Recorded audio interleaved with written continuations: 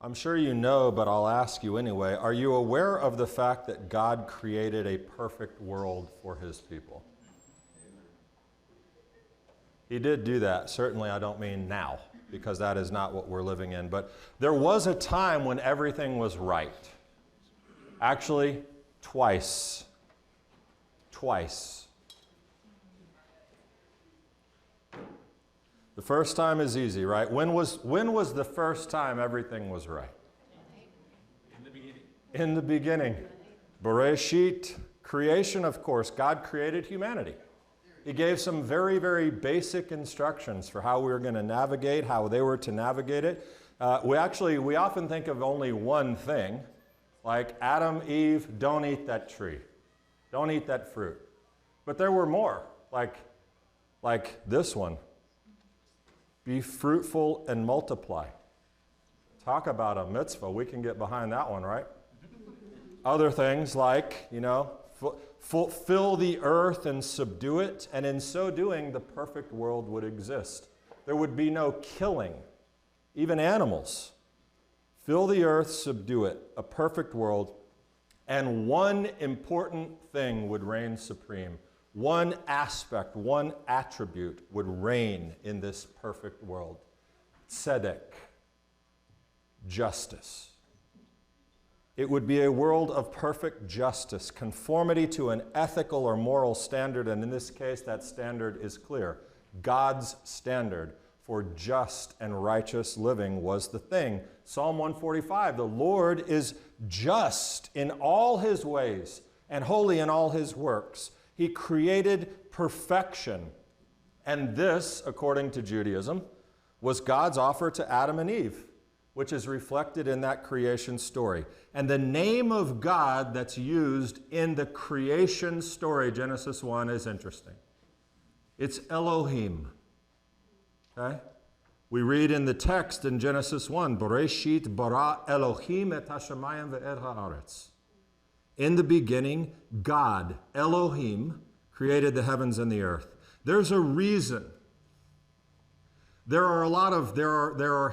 Biblical criticism suggests that the reason is that different people wrote different parts of the Torah. Okay? But we're not going to talk about biblical criticism. We're going to talk about Judaism and the perspective of why. In Genesis 1, Elohim, God, created the heavens and the earth. Elohim is a name of God that represents an attribute, one attribute. It's called Midat Hadin. Do you know what his one attribute is represented by Elohim? Justice. Tzedek, the God of justice. Because in the beginning, it was his intention that all of God's people would live under a strict system of justice.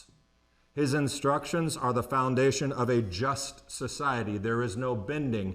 Deviation will not happen. Break the rules.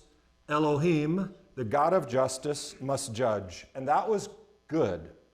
That was great for precisely one chapter. Right? We see a shift in chapter 2, and we know the story, but we see a shift. Starting in verse 4, we now no longer see just the name Elohim. Now we see Hashem Elohim. We see the two names. God has many names, but Hashem Elohim we see in chapter 2. God's sacred name, Hashem, Yud He Vav He are the Hebrew letters. God's sacred name. That starts, Hashem Elohim starts right around the time that God creates man from the dust. God forms him, he blows into his nostrils the soul of life, and man became a being. In other words, Hashem God, Hashem Elohim, made a shift in chapter 2. Why? Well, that name, Hashem, the sacred name, which, by the way, the sacred name. You don't say it in Judaism. Yeshua didn't say it publicly. We don't know if he said it privately. We weren't with him in his prayers. But it is the sacred name of God. It is not said. It was said one day by one man in a very holy place in the Holy of Holies on Yom Kippur. Well, it was said on Yom Kippur. Okay, let's not get into all that. In common speech in Judaism, that sacred name is represented by the name, literally, Hashem, the name. Okay? So when I say Hashem, I'm speaking of Yud He Vav He, God's holy name. And it carries this unique and beautiful attribute. I said Midat Hadin Elohim, right? The God of justice. Hashem, Midat Harachamim, the God of mercy. The God of mercy. So at the very moment that we see God creating man and blowing into his nostrils, there's a shift in God. Now it's Hashem Elohim. It's not just Elohim created the heavens and the earth. Hashem Elohim blew into the nostrils of God, of man. Because here's what God knows. All talk of justice is excellent, and the ideal world exists in justice. And man would be judged only according to his deeds in that world. But we as human beings will not survive long with only justice as our defense. Do you understand what I'm saying? That shift in chapter 2 to Hashem Elohim, God of mercy and justice, he added, as Rashi says, he tempered justice with compassion. He added mercy to justice, and it is a very, very good thing he did, right? Because by chapter 3, we needed it. Already, they had been given a choice. But in Genesis 3:23, it says, Hashem Elohim banished him from the Garden of Eden. They had this choice, very simple. Choose life, choose justice. They chose poorly, right? They were judged. And yet, mercy was given. Because they were not killed. They were not destroyed. And you'll see something very interesting if you're paying attention to these little details.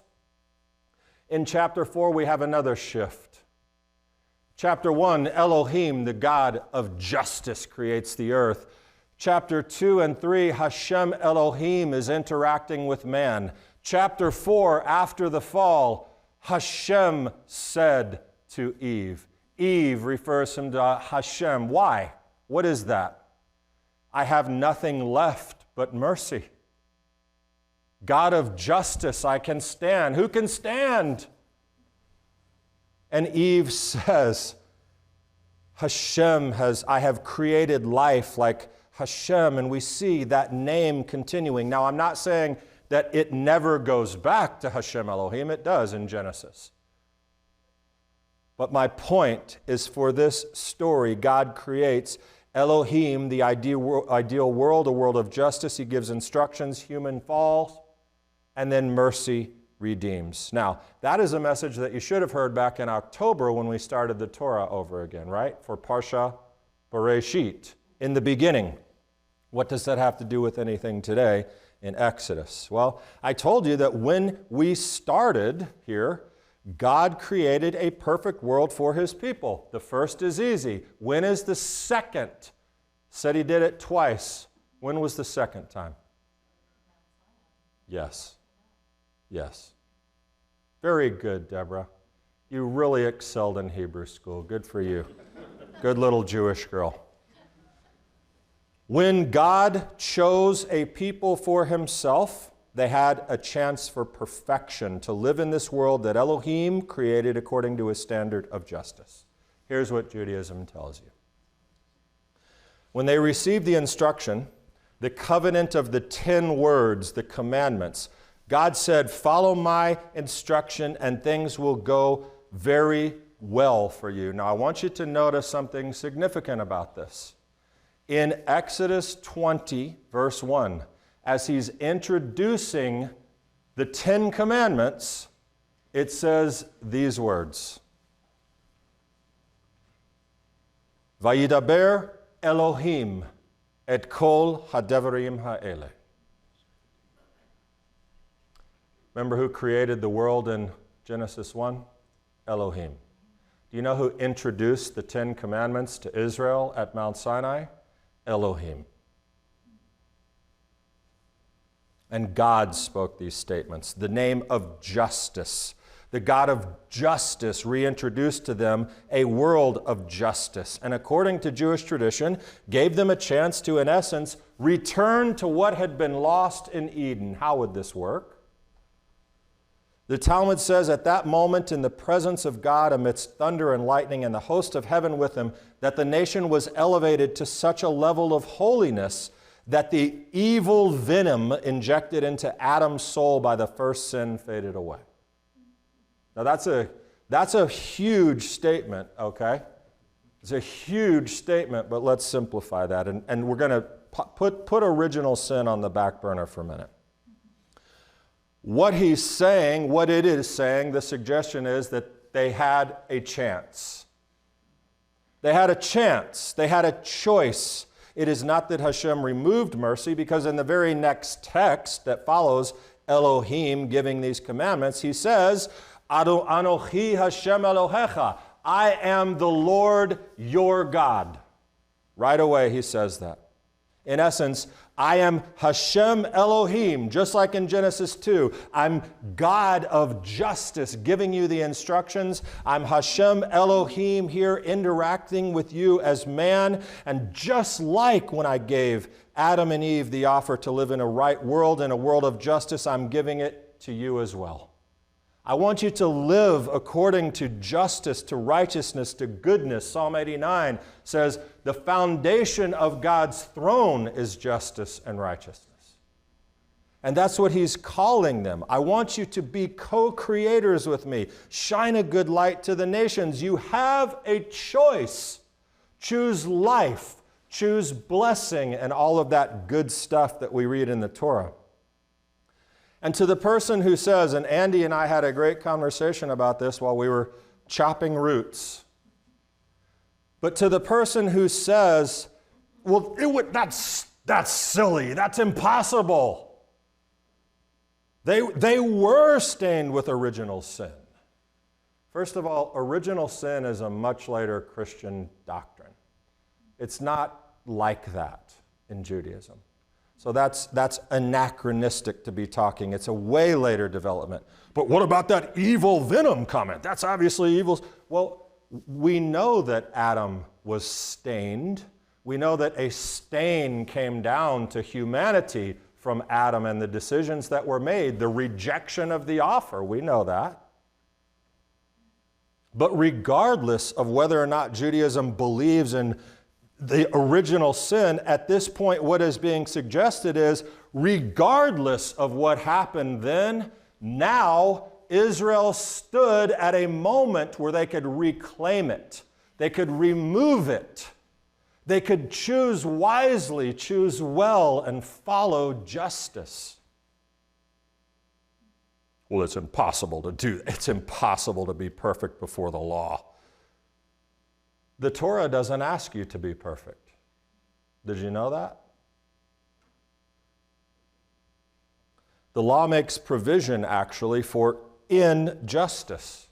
It speaks of death penalties and crimes for punishment and unjust acts. Remember, this Torah is being given post-Eden. God had already destroyed the world and seen what man was capable of. He modified. The Torah evolved into a document of justice for the culture which existed at that point in time. And they had the choice to say, yes, we will do it, which is what they said. Everything that you've said, we will do. That's what Israel agreed to at the foot of Mount Sinai.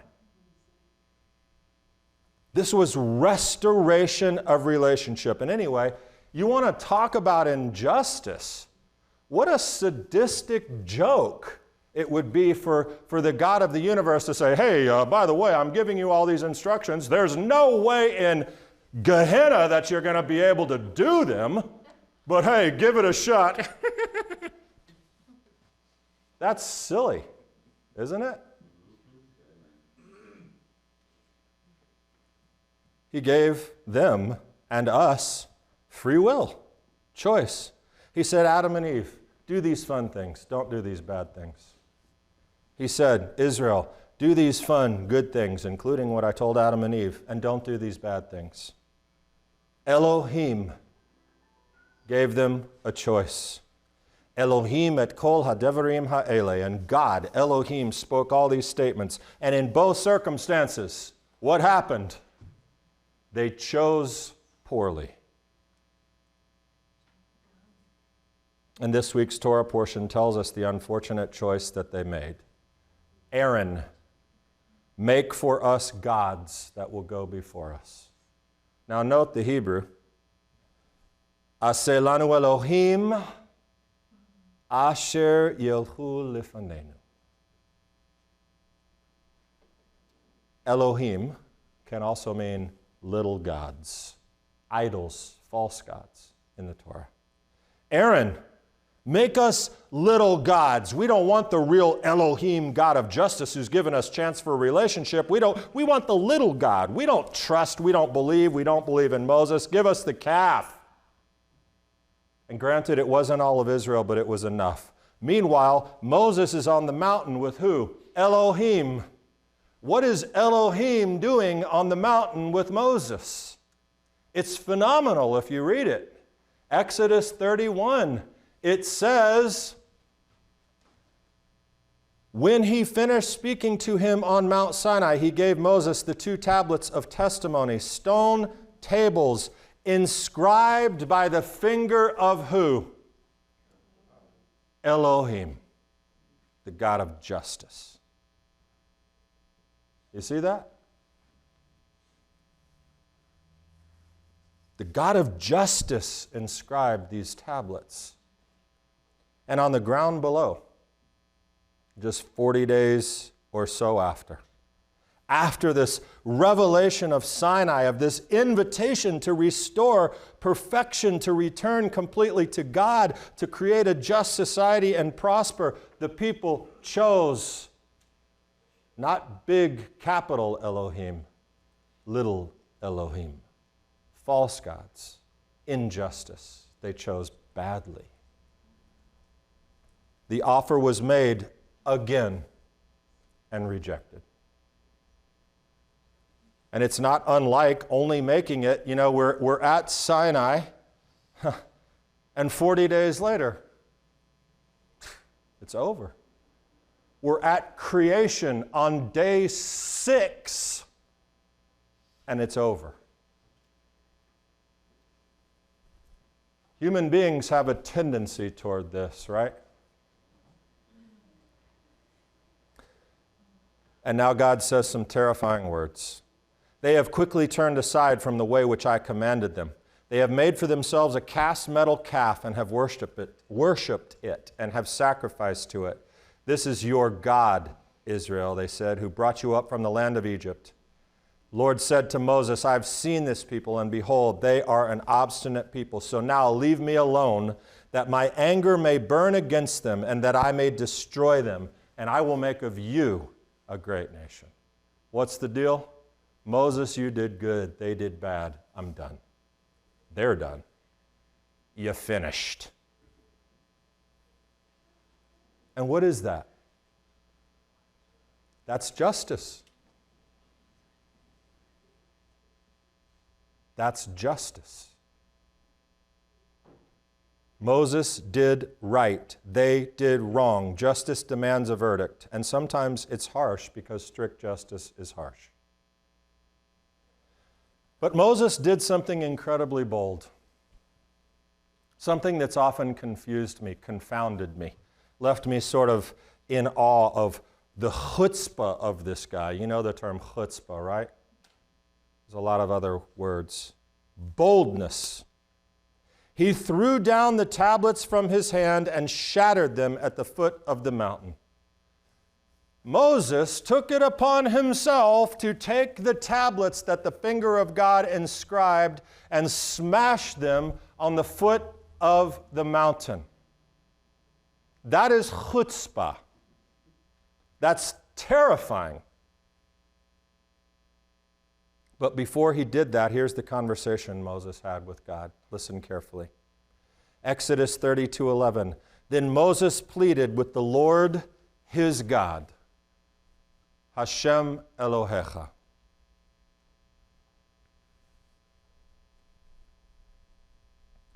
The Lord his God, Elohecha is just the possessive form of Elohim. God goes before Hashem Elohim, God of mercy, God of justice, and has this conversation. Moses knew. Moses knew. God, I know what you've given us here. I know that you are Hashem Elohim. I know that you are the God of mercy and the God of justice. I know your creation. And you've taken into account from the beginning that we cannot survive in a world of strictly justice being judged by our deeds. And then Moses pleaded with the Lord his God and said, Lord, Hashem, Hashem, why does your anger burn against your people? Moses knew. There is a progression from Elohim, the God of justice who inscribed the tablets, to Moses' acknowledgement as he stands before Hashem Elohim, and then asks this question, a pure reliance on God's mercy. I am not calling for justice now, Hashem Elohecha. I am calling upon the God of mercy. Hashem, Hashem, why does your anger burn? And therein lies the beauty of Moses' understanding and everything that happens next. He knew we couldn't make it, and he broke the tablets written strictly under the attribute of God's justice. Do you know what Moses was doing? Interceding. Adam and Eve had no intercessor. Moses did. Moses was. It says his anger flared up. And the text says Moses' anger flared up and he broke the tablets. Well, I mean, listen, if you were 40 days and 40 nights without eating, you'd be angry too. Hangry is the term. But there's a lot more than his anger going on here. Moses is the lover, the defender of the people. And the result is this, because of Moses' boldness, because of his plea not for justice but for mercy to Hashem, it says, Hashem reconsidered regarding the evil he declared he would do to his people. And Moses was for that reason. He held God accountable to his name. Do you understand? And the second set of tablets is a very different story. 2,000 years after creation, there occurred a repetition of the process, which marked the beginning of the universe. Moses had supposed that the revelation at Sinai was the supreme moment when man could once again raise himself to the ideal level of justice and moral perfection. He was brought back to reality when he realized that this ideal was unattainable. So he broke the tablets and returned to the ideal of love associated with justice. Hashem approved of Moses' action and paid tribute to him for it, which you shattered, he says, a phrase that the Midrash interprets to say, it is well and good, Moses, that you shattered these tablets. When we get to the second tablets, there's no mention of justice or Elohim or even Hashem Elohim. It's just Hashem. It's just God showing up in mercy. Listen, Exodus 34. Hashem said to Moses, carve for yourself 2 stone tablets like the first one, and I shall inscribe on the tablets the words that were on the first tablets which you shattered. Be prepared in the morning, ascend Mount Sinai. Hashem did that. And that is just right before, as he's about to receive these tablets, where Moses is saying, I want to see your glory. I want to know your essence, God. And how does God describe himself? It's called the 13 attributes in Judaism. Hashem descended in a cloud and stood with him there, and he called out with the name, Hashem, Hashem, passed before him and proclaimed this. Hashem, Hashem, God, compassionate and gracious, slow to anger, abundant in kindness and truth, preserver of kindness for thousands of generations, forgiver of sin, iniquity, and error, who cleanses. That's the way God describes himself around the second tablets. Remember what was associated with the first tablets, right? Justice. The second tablets, mercy. They're surrounded by it. And mercy doesn't always mean that there's no consequence, because that would remove all justice from the world. And they missed the opportunity, that's obvious, but the people survived. And in the end, it's this that I love. 34:27 in Exodus, Hashem said to Moses, "Write these words for yourself, for according to these words have I sealed a covenant with you and Israel." He remained there with Hashem for 40 days and 40 nights. He did not eat bread, he did not drink water, and he wrote on the tablets the words of the covenant, the 10 commandments. There's a great opinion. There are conflicting opinions, imagine that in Jewish thought, about who actually wrote the second tablets. Because in the beginning of this, it says God was going to write them. Now it seems as if he just told Moses to write them, and that Moses did, right? That's what we heard. You can go back and read it later. Here's a wonderful consideration of how that worked. The inscribing of the 10 commandments on the second tablets consisted of two parts. One aspect was the writing of the commandments on the surface of the tablets. The second was the engraving, the cutting out of the letters, which the Midrash says went through the tablets to the other side. It was Moses who did the writing. Hashem did the engraving. And what was the symbolic meaning? At the foot of Mount Sinai, the Jewish people had attained a degree of moral perfection so great that they could see the divine revelation of truth clearly. But this high level of spirituality did not return after they sinned at the calf. From that time forward, Hashem, having written the law with his own hand, would no longer give it to men as a gift. They would now have to acquire Torah through their own efforts and toil. They would have to struggle with all their limited abilities to acquire some measure of spirituality and truth. Thus it was Moses who had to write the second set of commandments. Hashem then proceeded to engrave the words in tablets of stone written on both sides. Now that should sound very familiar to you, because remember what happened in the garden? They had the opportunity for perfection, and God said, "No, now you're going to have to work at it. It's not going to come easy." So this is just a recycling. I told you it happened twice. You believe me now? Just like creation. And now with the Torah, you had this chance, now you have to work. And there's a lot of heavy stuff embedded in that. But you know what? God was not angry with Moses at all. He was happy, I guess, that Moses did that in some way. But the text says, "Never again has there arisen in Israel a prophet like Moses, whom Hashem had known face to face, as evidenced by all the signs and wonders that Hashem sent him to perform in the land of Egypt against Pharaoh and all his courtiers and all his land. By the strong hand and awesome power Moses performed before the eyes of all Israel." There has never been in the Torah a stronger hand or more awesome power than Moses breaking those tablets and calling on God's name. He saved the people. This sermon is called The Calf and the Cross. We haven't said one single thing about the cross. You should be able to see it embedded in there anyway, but I'm not going to make you rely on that. There's a confusion. Never has there arisen in Israel a prophet like Moses. We know that's not actually true, right?